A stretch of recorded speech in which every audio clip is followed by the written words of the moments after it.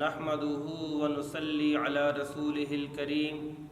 اما بعد فاعوذ بالله من الشيطان الرجيم بسم الله الرحمن الرحيم يا أيها النبي إنا أرسلناك شاهدا ومبشرا ونذيرا وداعيا إلى الله بإذنه وسراجا منيرا وقال الله تعالى في مقام آخر وما أرسلناك إلا رحمة للعالمين صدق الله العظيم۔ حضور آئے تو سر آفرینش پا گئی دنیا، حضور آئے تو سر آفرینش پا گئی دنیا، اندھیروں سے نکل کر روشنی میں آ گئی دنیا، بجھے چہروں سے زنگ اترا ستے چہروں پہ نور آیا، حضور آئے تو انسانوں کو جینے کا شعور آیا۔ میرے انتہائی واجب الاحترام معزز سامعین، جیسا کہ آپ سب کو معلوم ہے کہ اسلامی سال کا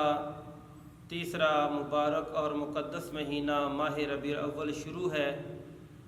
جو ہمارے آقا و مولا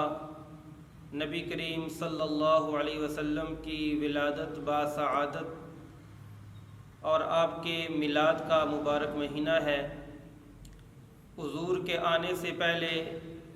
اس کائنات کے اندر ایک خزاں تھی، حضور ایسی بہار لے کر آئے کہ وہ خزاں ہمیشہ کے لیے ختم ہو گئی، اور جو بہار حضور لے کر آئے یہ بہار قیامت تک باقی رہے گی۔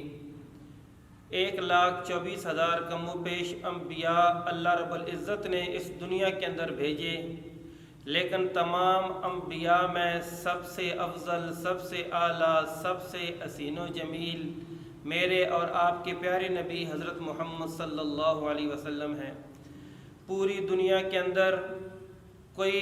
ایسا مسلمان نہیں، بلکہ کوئی ایسا انسان نہیں جو آقا و مولا صلی اللہ علیہ وسلم کے میلاد کا انکار کرتا ہو۔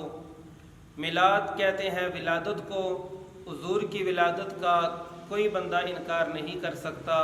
کہ حضور دنیا میں تشریف لائے۔ تو میرے دوستو، یہ بڑا ہی مبارک اور مقدس مہینہ ہے کہ جس کی خاطر کل کائنات بنی وہ خود اس دنیا میں تشریف لائے۔ تو اللہ رب العزت ہمیں اپنے حبیب کی سیرت اور آپ کی مقدس آیات طیبہ سمجھنے کی توفیق عطا فرمائے کہ حضور جو دین لے کر آئے، جو شریعت لے کر آئے، جو پیغام لے کر آئے، اس شریعت اور پیغام اور اس دین کے مطابق اللہ رب العزت ہمیں زندگی گزارنے کی توفیق عطا فرمائے۔ جب حضور دنیا میں تشریف لائے، مائی حلیمہ نے جب حضور کا نورانی مکھڑا دیکھا تو حلیمہ نے کہا کہ میں نے تو ایسا آج تک کوئی بال، کوئی بچہ نہیں دیکھا۔ تو غیب سے آواز آئی کہ اے حلیمہ، تو دیکھتی کہاں، ہم نے ایسا شاہکار پیدا ہی نہیں کیا۔ یہاں پر ایک کسی شاعر نے کیا خوب کہا کہ اسینہ جمیلہ دا منہ موڑ دیتا، محمد بڑا رب قلم توڑ دیتا، کہ محمد سے وفا تو نے تو ہم تیرے ہیں،